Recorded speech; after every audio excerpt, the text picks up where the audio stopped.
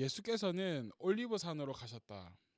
이른 아침에 예수께서 다시 성전에 가시니 많은 백성이 그에게로 모여들었다. 20절에 율법 학자들과 바리새파 사람들이 간음을 하다가 잡힌 여자를 끌고 와서 가운데 세워놓고 예수께 말하였다. 선생님, 이 여자가 간음을 하다가 현장에서 잡혔습니다. 모세는 율법에 이런 여자들을 돌로 쳐 죽이라고 우리에게 명령하였습니다. 그런데 선생님은 뭐라고 하시겠습니까? 그들이 이렇게 말한 것은 예수를 시험하여 고발할 기회를 찾으려는 뜻이었다. 그러나 예수께서는 몸을 굽혀서 손가락으로 땅에 무엇인가를 치셨다. 그들이 다그쳐 물으니 예수께서 몸을 일으켜 그들에게 말씀하셨다. 너희 가운데서 죄가 없는 사람이 먼저 이 여자에게 돌을 던져라. 이분은 다시 몸을 굽혀서 땅에 무엇인가를 치셨다. 이 말씀을 들은 사람들은 나이가 많은 이로부터 시작하여 하나하나 떠나가고 마침내 예수만 남았다. 그 여자는 그대로 서 있었다. 예수께서 몸을 일으키시고 여자에게 말씀하셨다.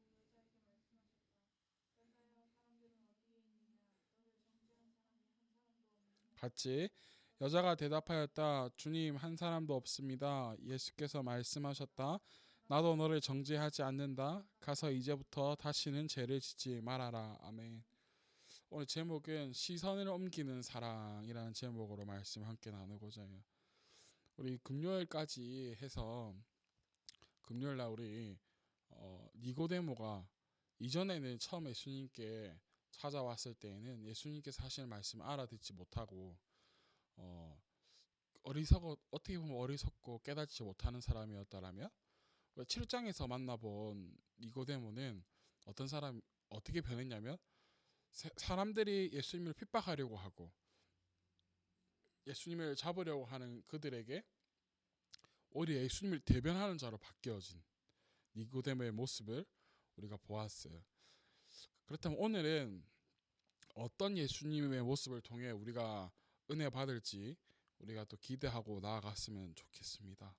오늘 본문 1절과 2절을 같이 한번 먼저 읽어볼까요? 1절 2절 시작. 예수께서는 올리브 산으로 가셨다. 이른 아침에 예수께서 다시 성전에 가시니 많은 백성이 그에게로 모여들었다.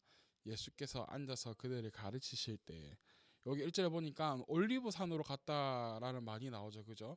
올리브 산으로 갔다라고 되어 있는데 우리가 아는 감남산이에요. 올리브 산이.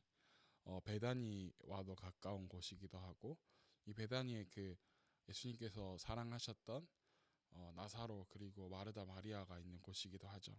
근데 왜 예수님께서는 왜 이 올리브 산으로 가셨을까? 예수님께서는 이 예루살렘을 방문하실 때마다 감람산이 올리브 산을 자주 방문하셨어요.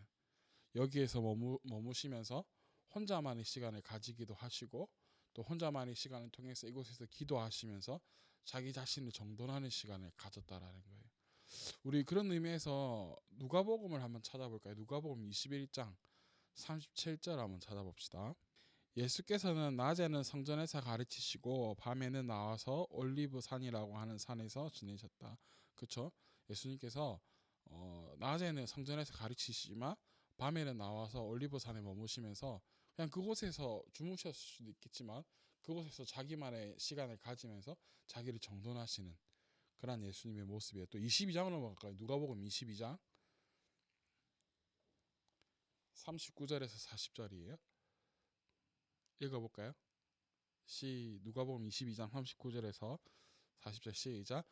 예수께서 나가시어 늘 하시던 대로 올리브 산으로 가시니 제자들도 그를 따라갔다. 그곳에 이르러서 예수께서 제자들에게 말씀하시기를 시험에 빠지지 않도록 기도하여라 하신 뒤에 여기 누가복음 22장에서도 보니까 늘 하시던 대로 올리브 산으로 가셨죠. 그죠? 근데 40절에 보니까 그곳에 이르러서 예수님께서 제자들에게 말씀하시기를 시험에 빠지지 않도록 기도하여라 라고 되어 있어요. 하신 뒤에 예수님께서 기도하러 올라가시죠. 그러니까 단순히 그냥 산에 올라갔다 등산하러 갔네 게 아니라 예수님 혼자만의 시간을 가지시면서 기도하시고 자기 스스로가 정돈하시고 그 사역을 하시기 위해 감당하시기 위한 그런 에너지 충전의 장소였다라고 할까요? 뭐 그럴 수도 있겠죠. 2절에 보니까 앉아서 가르쳤다라고 되어 있는데 주로 랍비들이 가르칠 때 앉아서 가르쳐요. 그러니까 예수님을 랍비로 지금 어떻게 보면 표현하는 것이죠. 그런데 이때 일이 하나 생기죠. 요한복음 8장 3절이에요. 시작.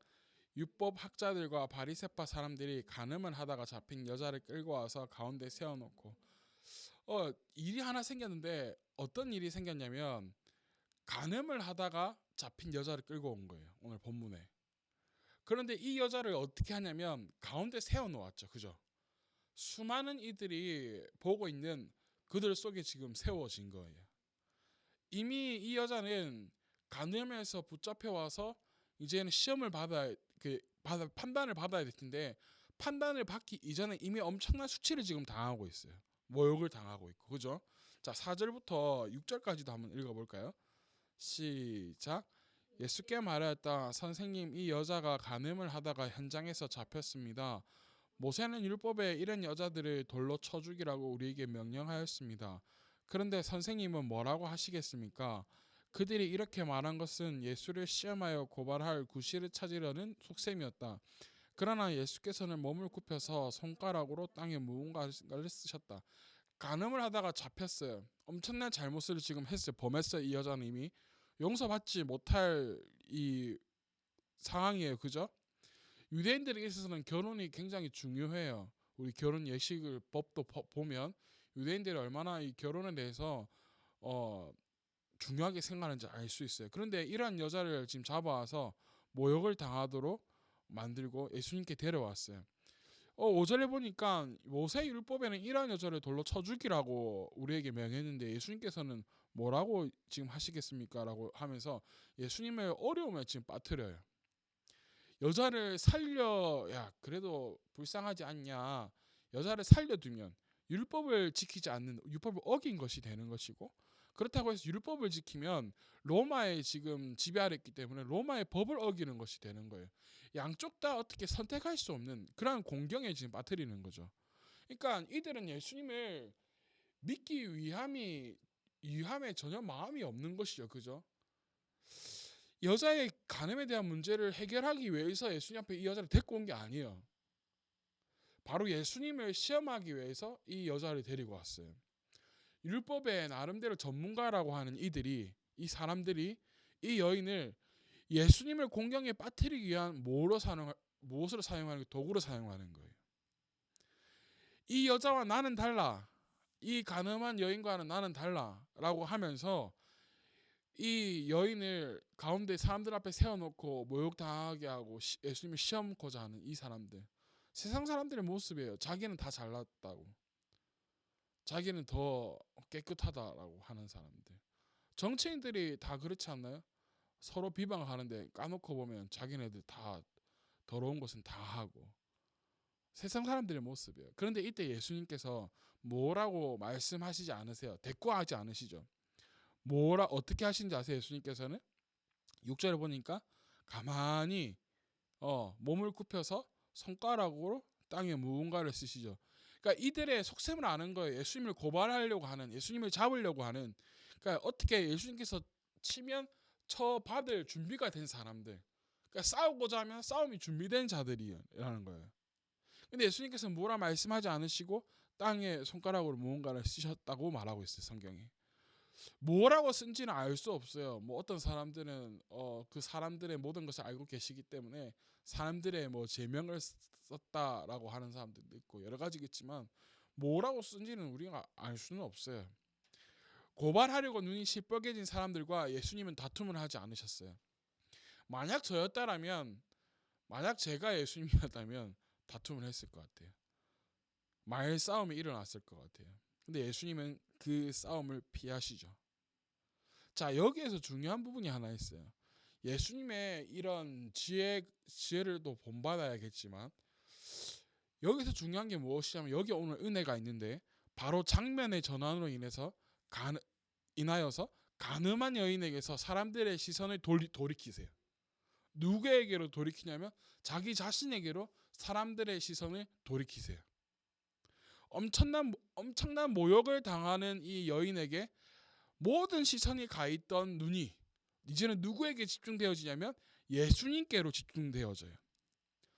사람들은 예수님을 잡으려고 하는 속셈 때문에 예수님을 몰아칠 때 예수님께서 받아치는 것으로 사람들의 시선을 돌이키는 것이 아니라 그 싸움을 피하시면서 온전히 예수님께로 그 시선을 집중하게 만들어요. 이것이 은혜예요. 그들이 그러니까 예수님은 오히려 더 다그치죠.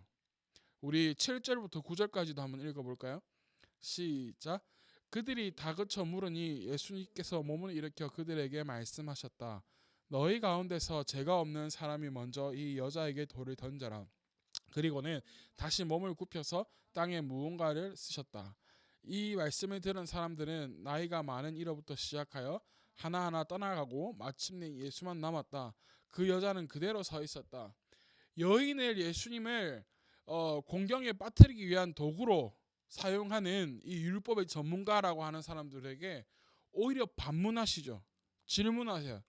그러면서 자기 자신들을 돌아보게 만드시죠. 그리고 나서 하나둘씩 떠나게 되고 누구만 남게 되냐면 예수님과 간음에 붙잡혀온 여자만 남게 돼요. 자신을 성찰한 자들, 뭐 성찰했다라고 볼 수 있을지는 모르겠지만 어쨌든 자신을 돌아본 자들이 떠나가게 돼요. 여인을 여차하면 돌로 쳐 죽일 것만 같았던 그들이, 그리고 예수님의 시험코스 했던 그들의 행동을 예수님께서는 돌이키시고 돌려보내세요. 우리 본문 10절에서 11절 한번 읽어봅시다. 시작. 예수께서 몸을 일으키시고 여자에게 말씀하셨다. 여자여, 사람들은 어디에 있느냐? 너를 정죄한 사람이 한 사람도 없느냐? 여자가 대답하였다. 주님, 한 사람도 없습니다. 예수께서 말씀하셨다. 나도 너를 정죄하지 않는다. 가서 이제부터는 다시는 죄를 짓지 말아라. 사람들이 다 떠난 그곳에서 간음했던 이 여자에게 말씀하시죠. 그리고 그 여인에게 나도 너를 정죄하지 않는다라고 말씀하시면서 가라. 그리고 중요한 것, 그리고 이제부터는 다시는 뭐 하지 마라? 죄를 짓지 마라라고 말씀하시고 돌려보내세요. 우리 다시는 죄를 짓지 말라 어디서 많이 들어본 말 같지 않나요? 요한복음 5장 14절이에요. 38배 된 이 병자를 살리시고 나서 하실 말씀이죠. 같이 읽어볼까요? 시작. 그 뒤에 예수께서 성전에서 그 사람을 만나서 말씀하셨다. 보아라, 내가 말끔히 나았다. 다시는 죄를 짓지 말아라. 그리하여 더 나쁜 일이 너에게 생기지 않도록 하여라. 그죠? 예수님께서는 이 여자가, 간음한 여자가 범한 이 죄를 인정하시는 건 아니에요. 부정하지 않으세요. 그죠? 그러나 그 여인이 홀로 받았던 모욕과 치욕, 어느 누구에게로 보호받지 못하는 이 여인을 예수님께서는 그 시선을, 그 여자에 가 있던 시선을 예수님 자신에게 돌리시고 그 여자를 구해 주시죠. 여러분 근데 생각해 보세요. 간음은 혼자 하나요? 상대방이 있어야 하죠. 남자가 같이 감당해야 될 문제를 지금 누가 혼자 감당하고 있는 거예요? 이 여자 혼자 감당하고 있어요. 이 여인 혼자 감당해야 했던 지옥과 같은 시간들에서부터 예수님께서 건져주신 거예요. 여인에게 가 있던 시선을 예수님 자신에게로 옮기시고, 그리고 이 시선을 그리고 예수님께게만 머물러 있게 만든 것이 아니라 율법을 안다라고 하는, 돌로 쳐 죽이려고 이 여인을 데려오고 온 사람들에게로 시선을 돌이키세요. 자기 자신에게로. 그래서 이 여인을 구해 주셔요. 사랑하는 여러분, 기억해야 할 것은 다시 죄를 짓지 말아야 한다는 거예요. 그러나 예수님께서는 돌로 쳐 죽여 마땅한 이 여인을 구해 주세요. 이것이 은혜인 것이죠. 신약으로 넘어와서 죄의 범주는 더 넓어졌어요. 신약에서 예수님께서는 간음하고자 하는 그 생각 가진 것 자체라도 간음 행위와 같은 것이라고 말씀하셨고 가르치셨어요. 우리도 어쩌면 이 여인과 같은 죄를 범하고 살아가고 있을지도 몰라요. 수없는 죄를 지으면서, 그리고 하나님의 자녀라고 하면서 율법을 안다라고 하는 이들처럼 똑같이 살아가고 있는 게 우리의 모습일지도 몰라요. 그러나 우리에게 은혜인 것은 예수님께서 우리를 너무 사랑하셔서 우리가 늘 돌이키기를 원하고 계시다라는 거예요.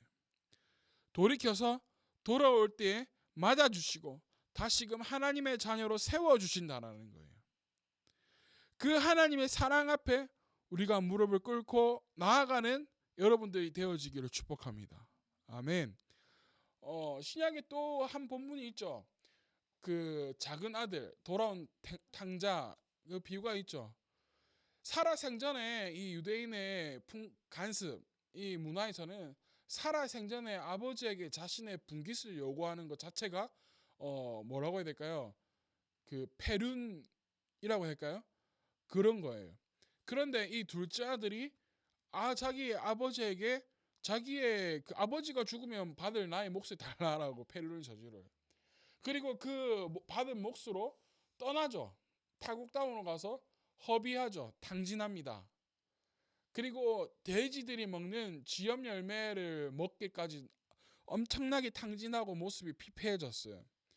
그리고 아버지 집에서 종으로 차라리 있는 게 더 낫겠다 싶어서 아버지 집으로 돌아갑니다. 근데 아버지는 그 돌아온 돌아온 이 둘째 아들을 종처럼 부리거나 다시 돌아가라고 내팽개치거나 하지 않으시죠. 그 아들을 위하여서 잔치를 벌려요. 그것이 우리 하나님 아버지의 마음이라는 거예요. 그런데 우리는 늘 내가 하나님 앞에 잘못한 것 같아서 오히려 우리는 돌아가지 않으려고 하죠. 내가 조금 더 나아지면 하나님께 가야지. 내가 조금 더 나아지면 하나님 앞에 가야지. 아니요. 내 있는 모습 그대로 하나님께서 받기를 원하시고 그대로 나와서 우리의 죄를 고백하고 우리를 그대로 드릴 때에 하나님께서는 받아주시고 우리 하나님의 자녀로 다시 세워주신다라는 거예요. 오늘 우리 이 본문을 통해서 온 그 가늠한 여자에게 가있던 그 시선을 자기 자신에게 돌리시고 그리고 그 시선을 다시금 그 여인을 잡아온 자들로 돌리시면서 이 여인을 구해주신 그 하나님의 사랑에 이 은혜에 우리가 감사하며 우리에게 베풀어 주신 하나님의 그 은혜의 사랑을 다시금 경험하는 시간 되어지기를 원하고 그 사랑의 그 은혜에 우리가 빠져드는 여러분들이 되어지기를 축복합니다. 기도하겠습니다.